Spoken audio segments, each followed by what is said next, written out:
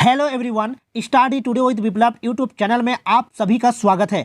JCERT द्वारा जारी किए गए क्लास 9 के इंग्लिश के मॉडल क्वेश्चन पेपर को आज के इस वीडियो में कवर करेंगे। JCERT के मॉडल क्वेश्चन पेपर से आपके फाइनल एग्जाम में 100% क्वेश्चन देखने को मिलेगा, इसलिए वीडियो के अंत तक बने रहिएगा। ज़्यादा से ज़्यादा वीडियो को शेयर और लाइक कीजिएगा। इसमें आपको टोटल 40 क्वेश्चन देखने को मिलेगा और प्रत्येक क्वेश्चन पर 1 अंक निर्धारित है, ठीक है। और सारे के सारे क्वेश्चन ऑब्जेक्टिव टाइप का होगा। टाइम आपको देखने को मिलेगा 1 घंटा 30 मिनट। तो चलिए वीडियो को शुरू करते हैं। क्वेश्चन नंबर 1 को देखिए, लिखा गया है कि read the passage given below and choose the correct option to answer the question. तो सबसे पहले हमें पैसेज को ध्यान से पढ़ना होगा। तो चलिए पैसेज को पढ़ते हैं। पैसेज में लिखा गया है man's depends on animal and plants can not be ignored, अर्थात जानवरों और पौधों पर मनुष्य की निर्भरता को नज़रअंदाज नहीं किया जा सकता। Animals are killed for meat and skin, यानी कि जो जानवरों को मार दिया जाता है किसके लिए ना, मीट यानी कि मांस और स्किन यानी कि खालों के लिए। Trees are cut down for wood and paper, पेड़ों को काट दिया जाता है पेपर के लिए और लकड़ी के लिए। Plants are uprooted for food and medicine, यानी कि फूड यानी कि खाद्य और भोजन और मेडिसिन के लिए प्लांट को उखाड़ा जाता है। If we go on using nature as thoughtlessly, अगर हम इसी तरह से बिना सोचे समझे ऐसा करते रहेंगे, as we have been doing nothing worth while in nature will be left for our posterity, यानी कि जो भावी पीढ़ी है, पोस्टरिटी जो भावी पीढ़ी है इसके लिए कुछ भी नहीं बचेगा, ठीक है, अगर हम इस तरह से करते रहेंगे। अगेंस्ट दिस बैकग्राउंड, इसके विरोध में many countries have passed protective laws in order to safeguard wild life, यानी कि इसके विरोध में क्या कहा गया, किया गया ना, बहुत सारे देशों ने क्या किया ना, protected laws safeguard wild life यानी कि वन्य जीव की सुरक्षा के लिए बनाया गया। There are more than 1200 national park, wild life reserve and similar protected area throughout the world to ensure the rare wild animal and trees are safed from extinction, यानी कि यहाँ पर कहा गया है कि इस पृष्ठभूमि में यानी पूरी वर्ल्ड में कई देशों ने वन्यजीवों की सुरक्षा के लिए सुरक्षात्मक कानून पारित किए, यह सुनिश्चित करने के लिए कि दुर्लभ जंगली जानवरों और पेड़ों को विलुप्त होने से बचाया जाए, ठीक है। और 1200 से ज़्यादा राष्ट्रीय उद्यान, वन्यजीव अभ्यारण्य और समान संरक्षित क्षेत्र है। नेक्स्ट लिखा गया है, देखिए, one group of animals which have become extinct are dinosaur, यानी कि जो डायनासोर है वो अब विलुप्त हो चुका है, ठीक है। The reason for their extinction, मतलब जो विलुप्त होने का यानी कि जो अभी नहीं है, ठीक है, विलुप्त होने का जो कारण है अभी तक पता नहीं है, is not known. However people gas, यानी कि पीपल जो मनुष्य है वो अनुमान लगाते हैं कि this is because of the change in environment, यानी कि इन्वायरमेंट पर्यावरण के बदलने के कारण ये विलुप्त हो चुके हैं जो डायनासोर है। तो the dinosaur could not adapt themselves, यानी कि जो डायनासोर है वो अपने आप को ढाल नहीं सकते थे to the new environment as a result perished, यानी कि जिसके कारण वो मारे गए। चलिए क्वेश्चन को पढ़ते हैं। देखिए, दिस पैसेज इज अबाउट, जो पैसेज है ये किसके बारे में है ना, ऑप्शन सी होगा right answer, how to safeguard wild life. तो क्वेश्चन नंबर 1 का जो राइट आंसर होगा वो ऑप्शन सी होगा, how to safeguard wild life, यानी कि वन्यजीव को किस तरह से बचाया जा सके, ये जो पैसेज है।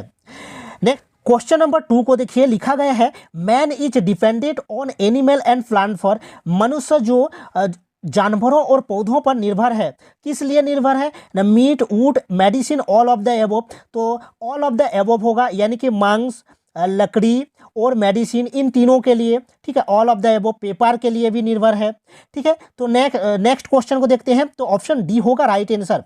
नेक्स्ट क्वेश्चन को देखिए, क्वेश्चन नंबर 3 को, What step or steps the countries have taken to safeguard wildlife? तो जो वन्यजीव की सुरक्षा के लिए जो कंट्री है, जो देश है, वो क्या स्टेप बढ़ाया है। तो देखिए इसका राइट आंसर क्या होगा, ऑल ऑफ द एबोव होगा, क्योंकि लिखा गया है they have fast protective laws, ये भी राइट है। They have made national park, ये भी राइट है, 1200 से ज़्यादा नेशनल पार्क को बनाया है। They have kept animal in wild life reserve, ये भी सही है। ऑल ऑफ द एबोव होगा, ऑप्शन डी होगा। क्वेश्चन नंबर 4 को देखिए। क्वेश्चन नंबर 4 में गिवन है one group of animals which has become extinct is, मतलब जो एक ग्रुप है एनिमल का जो अभी विलुप्त हो चुका है वो कौन सा है? वो डायनासोर है। पैसेज में लिखा गया है, ऑप्शन बी होगा राइट आंसर, डायनासोर होगा। नेक्स्ट क्वेश्चन को देखिए, क्वेश्चन नंबर 5। क्वेश्चन नंबर 5 में गिवन है अकॉर्डिंग टू द पैसेज, यानी कि पैसेज के अनुसार, according to the passage what is the reason behind extinction of dinosaur, यानी कि जो विलुप्त हुआ डायनासोर का जो विलुप्त हुआ उसका क्या रीजन है ना? चेंज इन्वायरमेंट के परिवर्तन के कारण, पर्यावरण का जो परिवर्तन है यहाँ पर लिखा गया है। देखिए ना, देखिए one group of animal which have become extinct are dinosaur, the reason for their extinct is not known, however people guess that this is because of the change in environment. तो चेंज इन इन्वायरमेंट होगा, तो option कौन सा होगा right answer? देखिए question number 5 का right answer होगा option A होगा। ठीक है, नेक्स्ट क्वेश्चन को देखते हैं। क्वेश्चन नंबर 6 को देखिए, the synonym of the word distraction, यानी कि जो विनाश है, जो नष्ट होना, उसका सिनोनिम अर्थात मिलता जुलता वर्ड, तो मिलता जुलता वर्ड कौन सा होगा? एग्जिस्टिंग, देखिए एक्सटिंक्शन, यानी कि एक्सटिंक्शन यानी कि क्या जो विलुप्त हुआ है। ठीक है, तो इसका राइट आंसर ऑप्शन ए होगा, एक्सटिंक्शन होगा, जो विलुप्त होना, तो ऑप्शन ए होगा। डिस्ट्रैक्शन यानी कि नष्ट होना, तो मिलता जुलता वर्ड ऑप्शन ए होगा। चलिए नेक्स्ट क्वेश्चन को देखते हैं। क्वेश्चन नंबर 7 को देखिए, man's dependence on animal and plant can not be ignored, यानी कि जानवरों और पौधों पर मनुष्य की निर्भरता को नजरअंदाज नहीं किया जा सकता। तो the preposition in the given sentence, preposition कौन सा होगा? तो एंड, ऑन, वी या कैन नॉट, तो ऑन होगा। ठीक है, ऑन होगा प्रीपोजिशन, तो ऑप्शन बी होगा राइट आंसर। चलिए नेक्स्ट क्वेश्चन को देखते हैं। क्वेश्चन नंबर 8 को देखिए, the antonym of existent, the antonym of existent का मतलब क्या होता है ना? मौजूद, जो अभी है, एग्जिस्टेंट यानी कि जो मौजूद है, तो उसका एंटोनिम यानी कि उसका विपरीत क्या होगा? विपरीत यानी कि उल्टा, तो इसका उल्टा क्या होगा ना? इसका उल्टा पेरिस्ट होगा, यानी कि जो मारे गए, जो अभी नहीं है, जैसे डायनासोर अभी नहीं है, विलुप्त हो चुका है, तो ऑप्शन बी होगा, पेरिस्ट होगा। चलिए नेक्स्ट को देखते हैं। नेक्स्ट को देखिए, choose the correct option given in question 9 to 14 and complete the letter given below. तो देखिए इसको लेटर है। ठीक है, लेटर को ध्यान से देखिएगा। ये जो लेटर है, सब्जेक्ट को देखिए लिखा गया है एप्लीकेशन फॉर लीव, यानी कि छुट्टी के लिए एप्लीकेशन है, तो छुट्टी के लिए एप्लीकेशन है, किसको लिखना है? देखिए मोस्ट हार्मली and respectfully I beg to say that I am dash, यानी कि हेडमास्टर को लिखना है। तो देखिए क्वेश्चन को देखिए, क्वेश्चन लिखा गया है कि क्वेश्चन नंबर जो 9 है, क्वेश्चन नंबर जो 9 है, 9 में ये जो डैश है इसको आपको फिल करना है। तो टू के बाद क्या होगा? नीचे द हेडमास्टर होगा या फिर दी हेडमास्टर होगा। ठीक है, तो ध्यान से देखिए क्वेश्चन नंबर 9 में, देखिए क्वेश्चन नंबर 9 को ऑप्शन को देखिए, THE कैपिटल होगा, दी और हेडमास्टर HEAD, ये भी एज जो है वो भी कैपिटल होगा, तो ऑप्शन ए होगा राइट। देखिए ऑप्शन बी में एज जो है ये स्मॉल लेटर में है, यानी कि बी नहीं होगा। और ऑप्शन सी को देखिए, डी जो है ये स्मॉल से है, यानी कि ऑप्शन सी भी नहीं होगा और ऑप्शन डी भी नहीं होगा, क्योंकि स्मॉल से स्टार्ट है, तो ऑप्शन ए होगा। 9 का राइट आंसर दी हेडमास्टर होगा। चलिए नेक्स्ट पढ़ते हैं। देखिए फिर लिखा गया है subject application for leave sir, most हार्मली and respectfully I beg to say that I am dash from fever, यानी कि देखिए क्वेश्चन में लिखा गया है, देखिए आई एम डैश, यानी कि आई के साथ एम है, तो क्या होगा यहाँ पर? वर्ब प्लस ING यूज होगा, यानी कि वर्ब प्लस ING V4 का यूज होगा। तो देखते हैं क्वेश्चन नंबर 10 को। देखिए सफर्ड नहीं होगा क्योंकि आई एम है। ठीक है, ईच सफरिंग क्योंकि एम है तो ईच यूज नहीं होगा। वॉच तो नहीं होगा, फास्ट नहीं होगा, तो ऑप्शन डी होगा, यानी कि सफरिंग होगा। आई एम सफरिंग होगा, यानी कि ऑप्शन डी होगा। तो देखिए 10 में क्या होगा? I am suffering from fever, I am therefore compelled to absent myself from school for 2 days. I request you to grant me leave for 2 days. I shall be highly dash to you for this act of kindness. I shall be highly, देखिए shall be है तो सेल्वी है यानी कि V3 होगा। तो देखते हैं 11 को देखते हैं। देखिए क्वेश्चन 11 में ओविडेंट ये नहीं होगा, थैंकिंग नहीं होगा, ऑब्लिक्ट होगा यानी कि ऑब्लिक्ट। ठीक है, तो 11 का जो राइट आंसर होगा ऑप्शन सी होगा, I shall be highly obliged, I shall be highly obliged, ठीक है, to you for this act of kindness.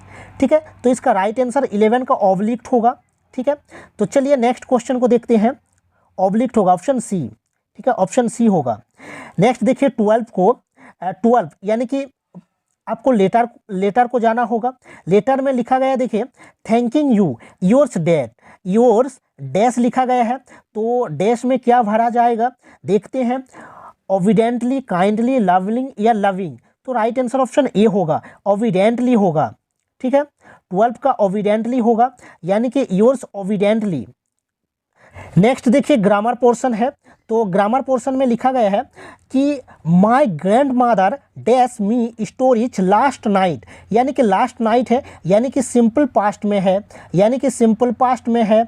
My grand mother told हो जाएगा, V2 होगा, तो टोल्ड होगा, ऑप्शन बी होगा राइट आंसर, सिंपल पास्ट में है इसलिए टोल्ड होगा। नेक्स्ट देखिए the passive voice of someone has stolen my book, has stolen है, हैज स्टोलन है, तो इसका पेसिव क्या हो जाएगा, हैज बीन होगा, याद रखना हैज बीन होगा। ठीक है, हैज बीन होगा। और लिखा गया है देखिए सामवन है यानी कि अनिश्चित है, तो सामवन हट जाएगा, यानी कि my book has been stolen, option A होगा right answer, my book has been stolen. Option B नहीं होगा क्योंकि बाय हिम है, क्योंकि यह अनिश्चित है। ठीक है, तो ऑप्शन ए होगा।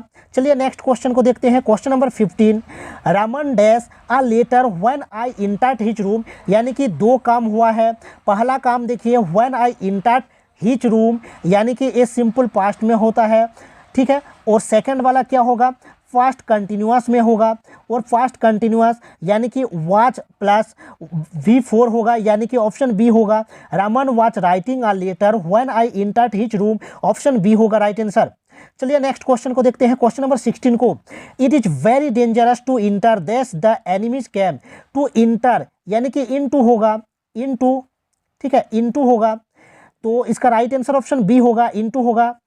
नेक्स्ट क्वेश्चन को देखिए, question number 17, the man robbed me, the man robbed me dash my possessions, तो ऑफ होगा, एट, फ्रॉम या इन, ऑफ होगा, the man robbed me of my possessions. देखिए क्वेश्चन नंबर 18 को, the indirect speech of, indirect speech, the teacher said, the teacher said the sun rises in the east. देखिए universal truth है तो ये change नहीं होगा, the sun rises in the east रहेगा, लेकिन द टीचर सेट यानी कि द टीचर सेट, तो द टीचर क्या हो जाएगा, द टीचर आस्क्ड नहीं होगा, ऑप्शन बी नहीं होगा, द टीचर टोल्ड मी नहीं होगा, अगर सेट टू होता तो टोल्ड होता, the teacher said that the sun rises in the east, option C होगा, the teacher said that the sun rises in the east, option C होगा right answer. ठीक है, ऑप्शन सी।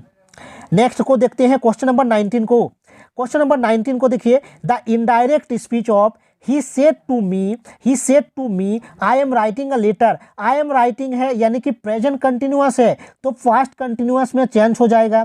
ठीक है, indirect में फास्ट कंटिन्यूअस में change हो जाएगा, याद रखना। और क्या है देखिए ध्यान से, और क्या है ना, सेट टू है तो टोल्ड हो जाएगा, सेट टू है तो टोल्ड हो जाएगा, यानी कि he told me that I am writing a letter, एक गलत है, पास्ट कंटिन्यूअस में होगा, यानी कि ऑप्शन सी में लिखा गया है। देखिए he told me that he was writing a letter, option C होगा।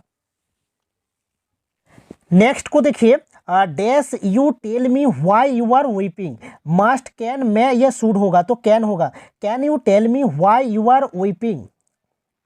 नेक्स्ट देखिए 21, the passive voice of we are playing cricket, we are playing यानी कि प्रेजेंट कंटिन्यूअस में है, प्रेजेंट कंटिन्यूअस है तो बीइंग हो जाएगा। ठीक है, बीइंग होता है, यानी कि cricket is played by us, ये नहीं होगा, बीइंग नहीं है, cricket was played by us, being होना चाहिए, cricket is being played by us, यानी कि ऑप्शन सी होगा, बीइंग होना चाहिए, तो इसका राइट आंसर ऑप्शन सी होगा, cricket is being played by us. Next question को देखिए 22, बेबीज जो कि प्लूरल में है बेबीज, तो बेविच, क्राइंग तो नहीं होगा क्योंकि हेल्पिंग वर्ब चाहिए। Babies dash when they are hungry, यानी कि बेविच क्राई, बेविच प्लूरल है तो ऑप्शन बी होगा, babies cry when they are hungry. जो क्राइज है ये तो सिंगुलर है, ये नहीं होगा, क्राइड पास्ट में नहीं होगा, तो babies cry when they are hungry. Next question को देखिए, read the extract given below and choose the correct option to answer the questions. And being faint with fasting, for the day was almost done, he asked her from her store of cakes to give him a single one। तो option question को देखिए, the given lines are from the poem, तो option B होगा a legend of the north land. तो इसका right answer option B होगा, a legend of the north land से ये लाइन को लिया गया है। नेक्स्ट देखिए, this lines are composed by, ये जो लाइन है किसने लिखा है, कंपोज किसने किया है ना, इसका राइट आंसर ऑप्शन ए होगा, फॉवी कैरी होगा, ऑप्शन ए। नेक्स्ट देखिए, who is her in the third line, तो जो हर है, जो थर्ड लाइन में ही आस्क्ड हर, उसने उससे पूछा from her store of cakes, तो इसका राइट आंसर क्या होगा ना, ओल्ड लेडी होगा, यानी कि ऑप्शन सी होगा, एन ओल्ड लेडी। 25 का जो राइट आंसर होगा एन ओल्ड लेडी होगा, ऑप्शन सी। नेक्स्ट को देखते हैं, choose the correct option and answer the following questions. Margie was dash year old, 9, 8, 11 या 6, तो 11 होगा, Margie was 11 years old, option C होगा राइट आंसर।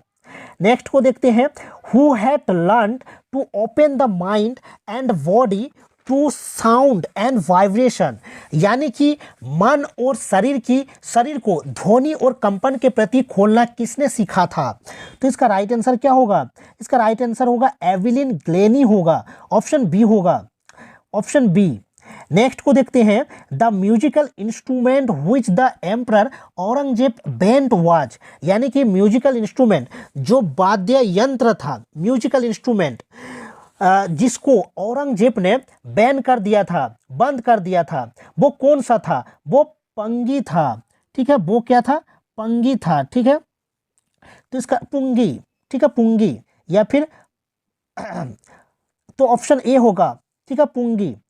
नेक्स्ट को देखिए, during the second world war नहीं होगा, वार होगा, ठीक है, during the second world war of which thing, कौन सा चीज, a sudden demand erupted in the market, जिसका डिमांड बढ़ गया था, कौन सा चीज था, वो टमारिंड सीड्स था, यानी कि टमारिंड सीड्स होगा, ऑप्शन बी होगा, ठीक है, इमली का जो बीज था वो सडनली बढ़ गया था डिमांड। नेक्स्ट देखिए, the poem wind is composed bye, तो सुब्रमण्य भारती, ऑप्शन बी होगा, इसका राइट आंसर 30 का ऑप्शन बी होगा राइट आंसर।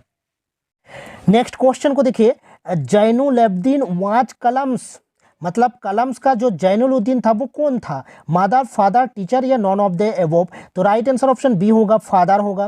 नेक्स्ट क्वेश्चन को देखिए, the only women in the world who had scaled mount Everest twice was, यानी कि पूरी दुनिया में एकमात्र महिला जिसने माउंट एवरेस्ट पर 2 बार चढ़ाई की, कौन है ना, ऑप्शन ए होगा, Santosh Yadav, option A right answer होगा। नेक्स्ट क्वेश्चन को देखिए, the name of the little girl was, जो लिटिल गर्ल का नाम क्या था, केजिया था, ऑप्शन ए होगा।